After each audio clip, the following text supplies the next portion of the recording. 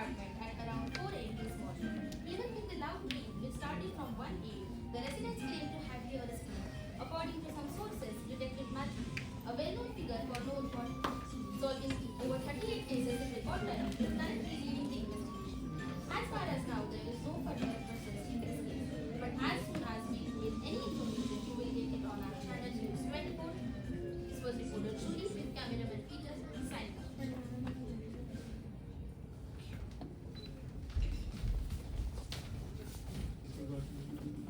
I will only ask once. Who among you is the murderer? He is the murderer! Okay, silence. Sir, I think you need to answer the question more than once, sir. Shut up, Jenny. Interesting. Let's begin from the start. What was your relationship with Mr. Hector? I don't even know Mr. Hector. Neither do I. Oh, really? You want me to believe this, then how did we find the dead body in your house? What are you hiding? I was late that night. It was raining. It was raining that night. I was late. I was wearing raincoat. Even though I was drenched in water, my shirt, my pants, my boots, and my blue tie. Oh yeah, I remember Mrs. Watson gave me a compliment on my blue tie. Oh yeah, so as I was saying, I knocked on the door. Honey, I am home. No one responded, so I opened the door with my right keys.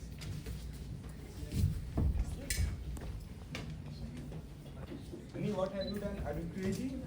I was stunned when I saw Mr. Hector's dead body laying on the floor, all blooded. What have you done? Are you crazy?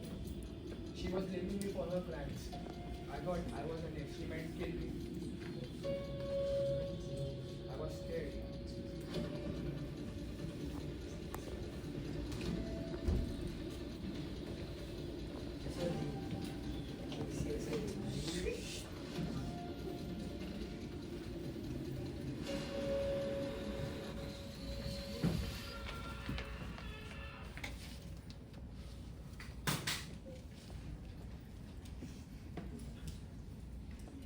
I'm telling you, she is a murderer, a cold-blooded murderer. Shut up. A cold-blooded murderer. She's a murderer? She's so innocent, beautiful young lady. How can you blame such women? Detective, you don't know such women. They have two faces. A face which they show to society and another face which they hide from everything. Such women are disloyal and untrustworthy. Enough with your lies. Relax, man. Tell us your part of story. I was sitting in the living room with my party attire. Which party? I got an invitation from my friend for couple's party. And we both were invited. But Mr. Roosevelt, he's never on time. I don't even remember when we had our dinner last time together. I went inside to change my clothes. As I was going to sleep, I suddenly heard some noise. I ran back in the living room.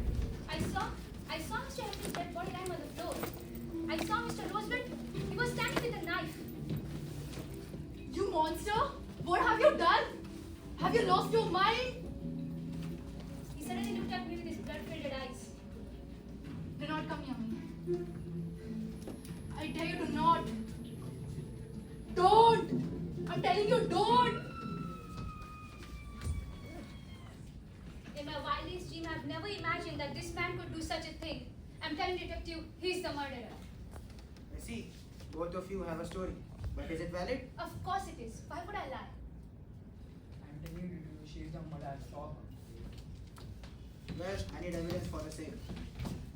Well, I have an evidence.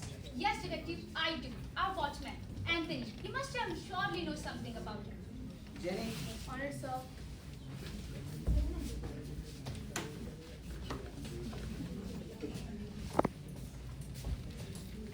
Yes, you must be. yes. I am Anthony Gonzalez, son of David Gonzalez and grandson of Joseph Gonzalez. And I only speak truth. I think he's spitting facts, sir.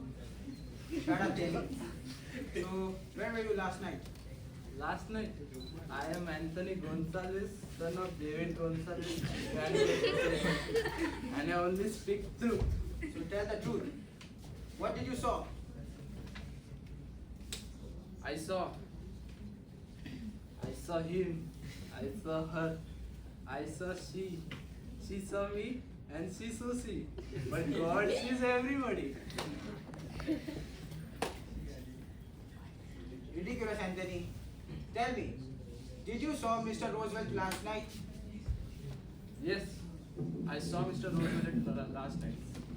He was wearing a raincoat, he was drunk, holding a knife in his hand. It was late, around 2 to 3 a.m. I remember. Yes. Sure? Yes, I am sure. Yes, I am Anthony Gonzalez, son of David Gonzalez and grandson of Joseph Gonzalez. I taking you out, sir, before the year was already down. Oh, come on, detective. I'm telling you, sir, he is the murderer and the case is solved. Shut up, Jenny. Come on, detective. You are believing a drunk man. He is drunk now. He was drunk last night. He must have imagined I am holding a knife. But, sir, Sorry, Mrs. Roosevelt, but Mr. Roosevelt have a point.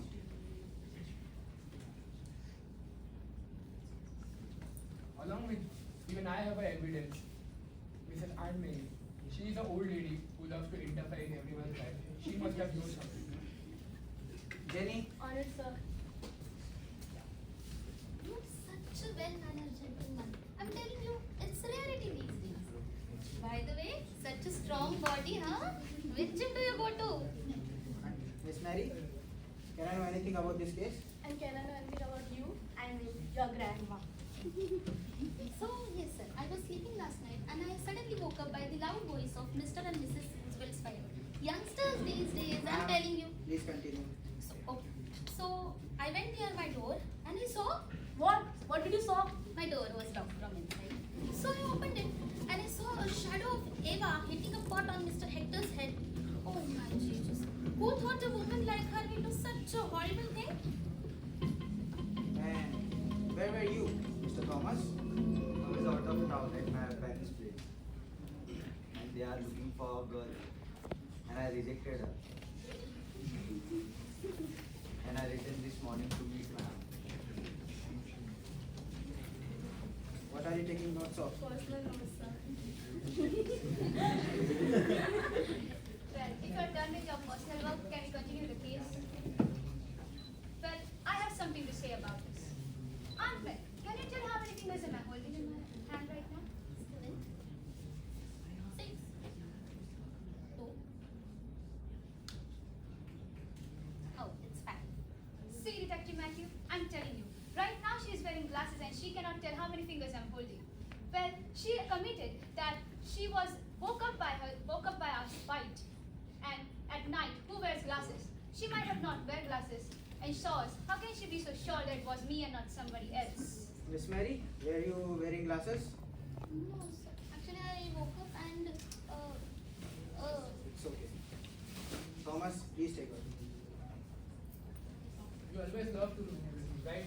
Me? Oh really? It's always you. You ruin everything. You ruin your work, you ruin our marriage, and now you're ruining my life. Your life. I always gave you everything. Money, wealth. What else a woman want? You gave me that old-looking pot, but then I always wanted was your time. Well, I'm a business entrepreneur. I have meetings with my clients. And I have to deal with you. Do you even know how it feels to live in that empty big house? Well, you don't. Good news for you. You don't have to live anymore. Because you will behind the bars. Because you are a murderer. Me? It's you. You are the killer. All failed work load piled up on you. Oh my Jesus. Was he one of your clients? He was not my client. He was at home last night. How is that possible? It is possible. I finally figured this out. And I've cracked this. According to Mr. Roosevelt, it was raining when he came home last night. But according to the weather forecast, the raining starts around 1 a.m., which means anyone who will come at that time will have wet shoes. And as we know, that Mr. Roosevelt had completely trained shoes when he came back home. But do you know who didn't have wet shoes? It was Mr. Hector. That means that Mr. Hector was inside the house before 1 a.m. access to the main door. So both of you saw yourself in front of a dead body. You thought that she is the killer and you thought that he is the killer.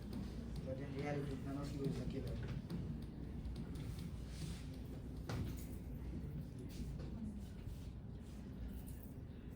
You know who the real killer is? Who is? The real killer is Anthony, the watchman.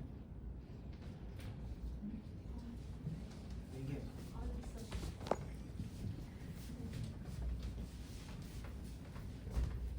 Yes. I am Anthony Gonzalez, son of David Gonzalez. Stop this nonsense! If Mr. Hector was inside the house before 1 a.m. without breaking in, he must have access to the main door. And, except Mr. and Mrs. Roswell, there was only one guy who had access to the main door, and it was you. What proof do you have? I don't. But Mr. Hector do. He used to carry a diary in which he has mentioned the whole robbery that you both had planned against Mr. Roosevelt. You're sure? Good. How can This piece of your fabula. Oh shit. So now, so now, you dare to explain what happened? You want to hear the truth? This is the truth. We do our duty with loyalty. We keep our home aside and guide them 24/7. But what we get in return? Not a bit of respect. These rich men don't even care about us. Then why should I? This is the time I clicked. I made a plan with my friend Hector. We used to rob people alternately, and no one would suspect us. On the last night, I planned to rob Mr. Roosevelt's house. I know that Mr. Roosevelt came home and Mrs. Roosevelt were going to the party, and I knew. And we started robbing. But suddenly, Someone's in here. Someone's definitely in here. it's not possible. Look at this invitation card. That must mean. Oh shit. Mrs. Roosevelt is here. Oh no. We are screwed. We have to kill her if she notices us. I'm not gonna kill anyone. It's not a part of our plan. Why? It's not a plan. We are robbers. We have to kill her. If she notices us, she will put us behind the bars. No. This is different. This is not part of my morale. It's not ethics. Ethics? We are robbers. Does robbery comes in ethics? This is different. Mr. Roosevelt is here. He can be here at any moment. Please cooperate with me. No. Let me go. We have to leave now. We started this together and we will end this together. Okay, so I'm ending it. Let me go. Let me go. Okay. You have to.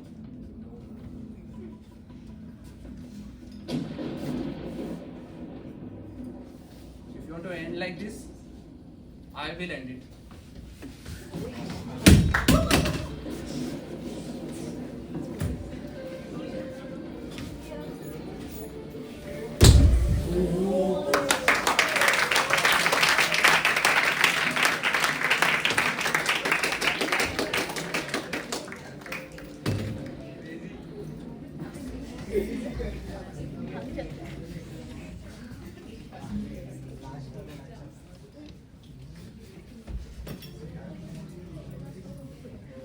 What have you done?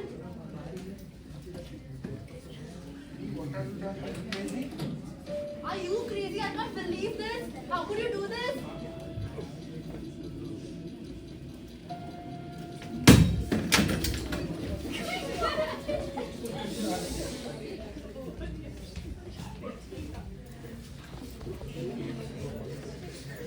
Yes, I know Mr. Hector is very aggressive, so I assume that police may find some news about him. But I failed.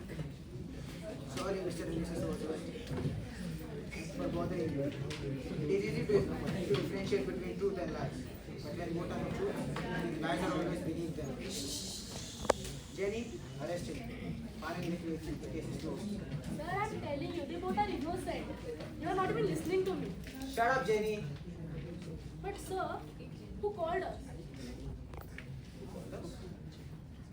The latest news has arrived that case number 39 has closed.